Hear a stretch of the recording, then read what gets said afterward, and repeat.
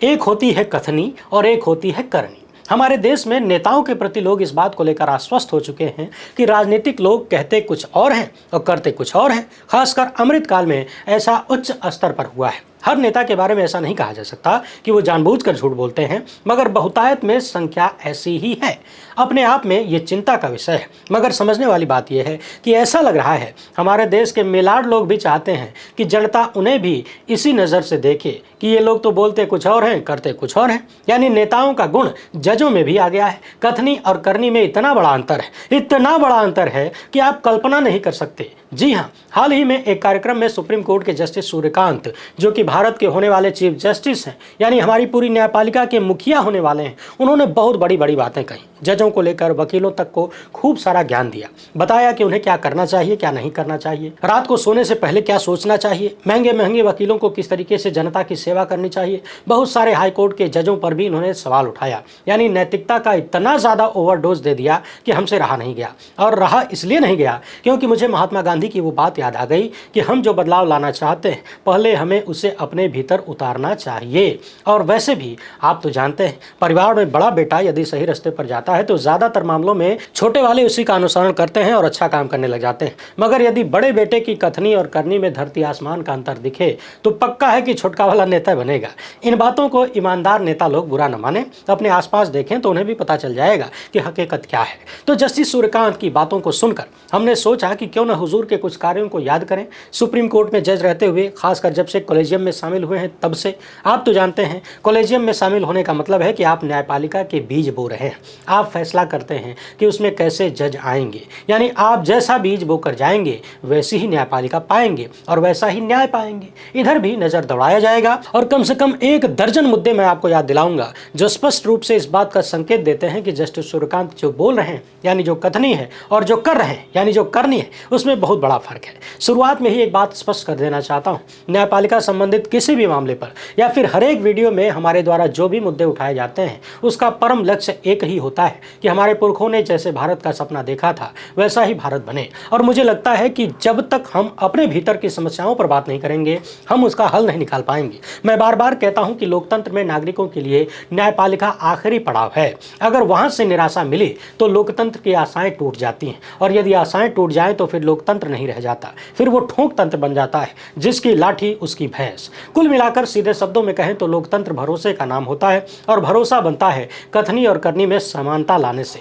निष्पक्ष होने से, ईमानदारी पूर्ण कार्य करने से। इस वीडियो में आपको बहुत कुछ जानने के लिए मिलेगा। मुझे मालूम है देश भर की न्यायपालिका से जुड़े हुए तमाम लोग, चाहे वो माननीय न्यायाधीश हों या धुरंधर वकील, ज्यादातर जगहों पर हमारी वीडियोस को देखा जाता है और मैंने कहीं सीसीटीवी नहीं लगाया है। आप लोग ही जो देखते हैं वही बताते हैं।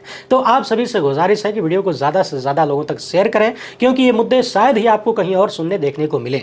गोदी मीडिया तो छोड़ दीजिए, सोशल मीडिया पर भी बहुत कम, न के बराबर इन पर चर्चा होती है। पहली बार है तो चैनल को सब्सक्राइब करके घंटी बजा दीजिए टर्न से। हर एक वीडियो को लाइक और शेयर करना जरूरी होता है। 2 सेकंड का काम है, वहीं निपटा लीजिए। इसके अलावा आपको मालूम है कि हम किसी धन्ना सेठ या राजनीतिक दल के दम पर नहीं चलते, इसलिए हमारा काम पसंद आता हो तो इस QR कोड या फिर मोबाइल नंबर का प्रयोग करते हुए जो भी हो सके आर्थिक सहयोग भेजने का प्रयास जरूर करें। पिछले 3-4 सालों में दर्जनों बार ऑनलाइन गेमिंग प्लेटफॉर्म के ऐड के लिए कंपनियों ने हमसे संपर्क किया, और जैसे जैसे ऑफर मिले अब तक करोड़ों की कमाई हो गई होती। मगर हमें उस वक्त भी मालूम था कि ये गलत है, और आज भी हम उस पर टिके हैं। और अंत में पूरे देश को समझ में आया कि ये गलत है, और सरकार ने उन पर पाबंदी लगाने का फैसला किया है। यहाँ मैं अपनी तारीफ करने की कोशिश बिल्कुल नहीं कर रहा हूँ, बल्कि कोशिश ये बताने की है कि यदि आप अपनी आत्मा की आवाज़ सुने और उस पर टिके रहें तो धीरे धीरे वो आवाज़ हर किसी को सुनाई देने लगती है। ऑनलाइन गेमिंग में, सट्टेबाजी में मैंने बहुतों को कर्ज में डूबते, प्रताड़ित होते, परेशान होते हुए देखा है। इसलिए मेरी आत्मा ने गवाही नहीं दी कि मेरे माध्यम से कोई फंसे।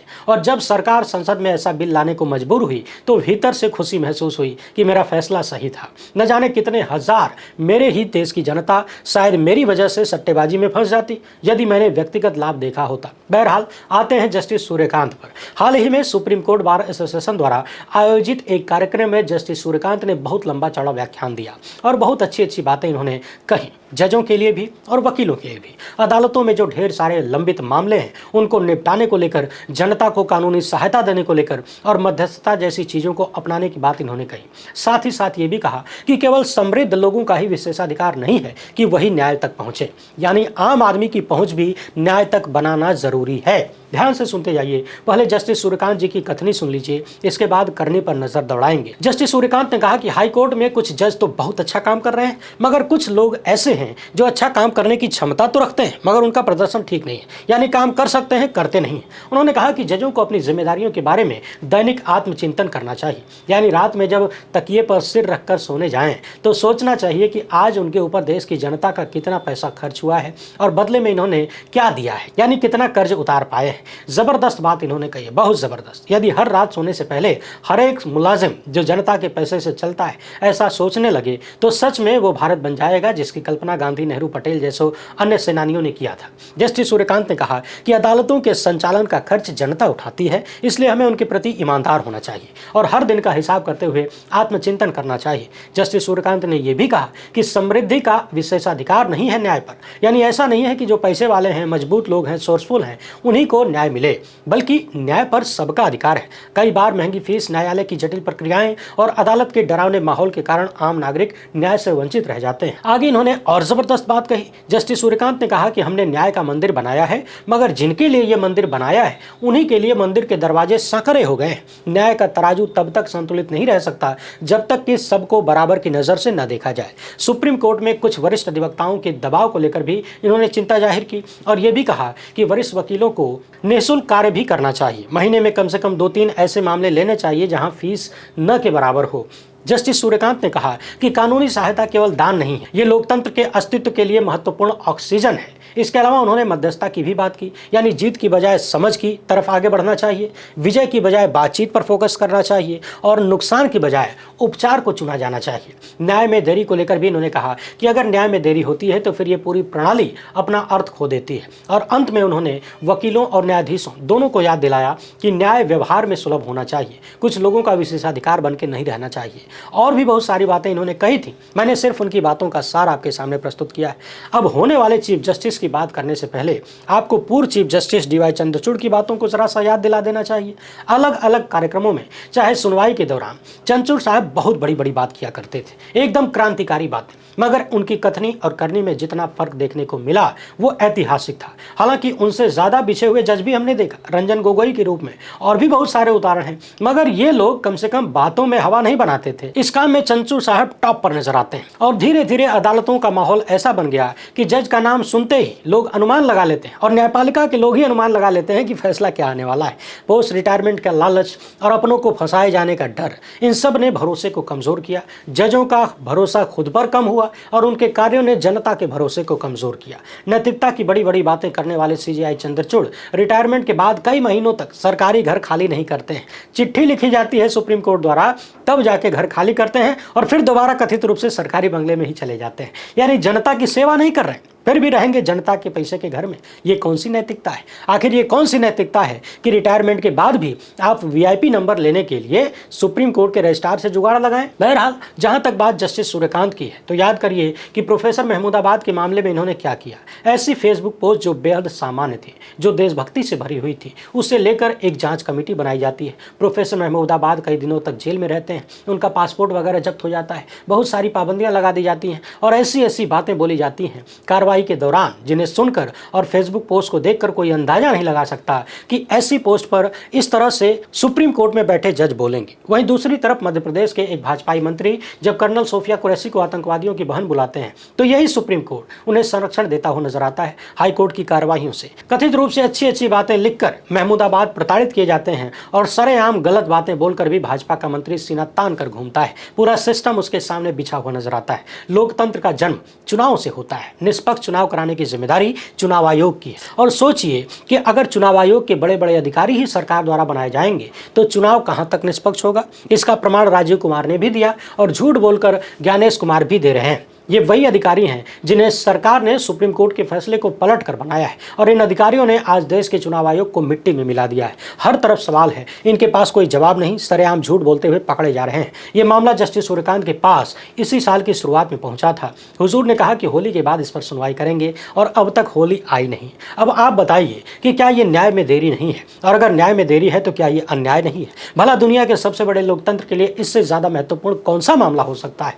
हमारी अदालतों के पास सोशल मीडिया पर टुच्चागिरी करने वाले, अपने ही माँ बाप के बारे में अनाप शनाप बोलने वालों की सुनवाई करने के लिए टाइम होता है, मगर हिंदुस्तान के सबसे बड़े मामले पर सुनवाई के लिए समय नहीं है। बिहार में SIR चल रहा है, लगभग 2 महीने का समय हो गया और कई हफ्ते गुजर गए मामले को सुप्रीम कोर्ट में पहुंचे हुए, लेकिन अब तक कुछ भी निर्णायक निकला नहीं। हालांकि पिछली सुनवाई में जस्टिस सूर्यकांत ने आधार कार्ड को शामिल करवा दिया, मगर ये सब कुछ सुप्रीम कोर्ट ने कहा है ना, और चुनाव आयोग तथा वर्तमान सत्ता सुप्रीम कोर्ट की बातें कितना मानती है ये बताने की जरूरत तो है नहीं। सुप्रीम कोर्ट ने तो पहली सुनवाई में भी आधार कार्ड को शामिल करने की बात कहा था, मगर चुनाव आयोग ने नहीं माना। और सबसे चिंताजनक बात यह है कि सुप्रीम कोर्ट सारी जिम्मेदारी अब राजनीतिक दलों पर थोपना चाहता है। वही बात जो केचुआ कर रहा था उन राजनीतिक दलों पर जिनसे बिना रायशुमारी किए, बिना बातचीत किए, बिना राय लिए चुनाव आयोग ने SIR की प्रक्रिया शुरू कर दी जबरदस्ती। बहरहाल अगली सुनवाई में क्या होता है देखेंगे, मगर सवाल यह है कि जब होने वाले चीफ जस्टिस हाईकोर्ट के जजों से उम्मीद कर रहे हैं तो क्या सुप्रीम कोर्ट के जजों से उम्मीद नहीं करना चाहिए? सर्वोच्च अदालत जो रास्ता दिखाएगी,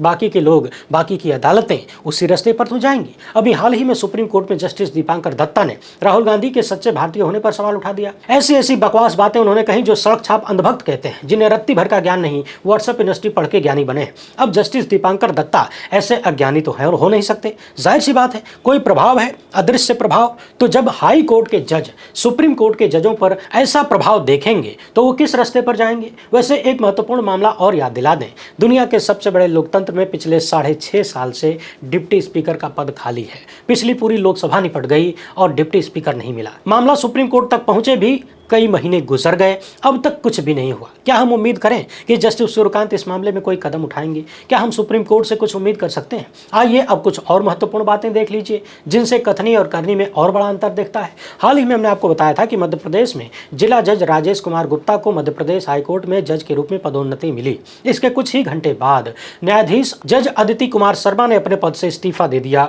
वो भी विरोध में, क्योंकि इस महिला जज ने राजेश कुमार गुप्ता पर उत्पीड़न के आरोप लगाए थे। जहां जहां शिकायतें की जा सकती थी सब कुछ किया, मगर राजेश कुमार गुप्ता के खिलाफ जो शिकायतें हुई उन पर कोई कार्रवाई नहीं हुई। राजेश कुमार गुप्ता के खिलाफ 2 अन्य न्यायिक अधिकारियों ने भी इनके आचरण पर चिंता जताते हुए शिकायतें भेजी थी। पहले भी इन्हें प्रमोशन मिलने वाला था, मगर इन्हीं शिकायतों के मद्देनजर रोक दिया गया, परंतु इस बार प्रमोशन मिल गया। महिला जज ने इस्तीफा दिया और अब उनसे कहा गया है कि इस्तीफा वापस ले लीजिए। आश्वासन दिया गया है शिकायतों को उचित मंचों के माध्यम से आगे बढ़ाया जा सकता है। मगर समझने वाली बात यह है कि जिस व्यक्ति के खिलाफ इतने सारे आरोप लगे, महिला जज ने उत्पीड़न का आरोप लगाया, अगर ऐसे लोगों को हाईकोर्ट में लाया जा रहा है तो फिर जस्टिस सूर्यकांत जो उम्मीद हाईकोर्ट के जजों से कर रहे हैं क्या वो पूरी होगी? महज आरोपों के आधार पर यह नहीं कहा जा सकता कि जस्टिस राजेश कुमार गुप्ता ने कुछ गलत किया होगा, मगर सवाल यह है कि उनकी जांच क्यों नहीं हुई? जांच के बाद यदि प्रमोशन मिलता तो बात अच्छी लगती। इसी तरह पिछले दिनों हमने आपको दिखाया था पूर्व CJI रंजन गोगोई के बेहद करीबी अधिकारी SP सिंह को नियुक्त कर दिया गया। बॉम्बे हाईकोर्ट में भाजपा की एक पूर्व प्रवक्ता को जज बनाया गया।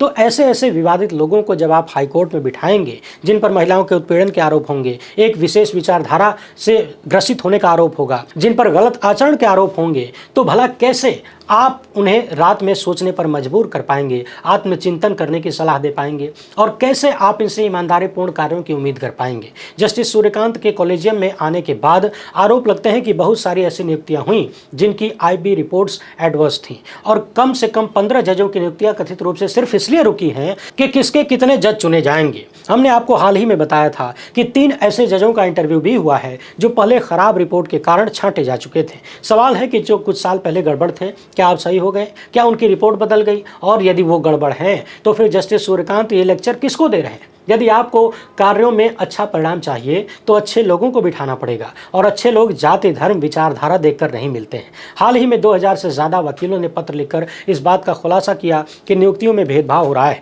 जाति धर्म विचारधारा जैसी चीज़ों को भी कंसिडर किया जाता है। यदि ऐसा न होता तो इसे दूर करने की डिमांड हजारों वकील क्यों करते? अब ये तो थी जस्टिस सूर्यकांत के कार्यों की बात। इस तस्वीर को हमने हाल ही में आपके सामने प्रस्तुत किया था। जस्टिस सूर्यकांत पंजाब हरियाणा हाईकोर्ट के तमाम जजों को लेकर हरियाणा के मुख्यमंत्री के यहाँ रात्रि भोज पर पहुंच गए और ये तस्वीर सामने आई। क्या ये तस्वीर लोगों के भरोसे को बढ़ाने वाली है? जस्टिस सूर्यकांत ने अपने भाषण में न्यायपालिका में जनता के भरोसे को कायम रखने की बात कही, तो क्या ये तस्वीर न्यायपालिका के निष्पक्ष होने की है, भरोसे को कायम रखने की है? जवाब आप जनता दीजिएगा और न्यायपालिका से जुड़े हुए वो लोग जवाब दें जो इस वीडियो को देख रहे हैं। कारवां की ये रिपोर्ट जस्टिस सूर्यकांत को लेकर बहुत सारे आर्थिक अनियमितताओं के आरोप लगाती है। हुजूर अधिवक्ता परिषद यानी RSS से जुड़े हुए लोगों के बीच जाकर भाषण देते हैं। यदि बात न्याय से संबंधित है तो तो आपको सबके बीच जाने की जरूरत है। गिने चुने लोगों की विचारधारा के बीच जब जाएंगे तो सवाल तो होगा, और जब इतने सारे सवाल होंगे तो स्पष्ट रूप से कथनी और करनी में फर्क दिखेगा, तथा जब तक कथनी और करनी में फर्क होगा हम किसी बड़े बदलाव की तरफ नहीं जा पाएंगे,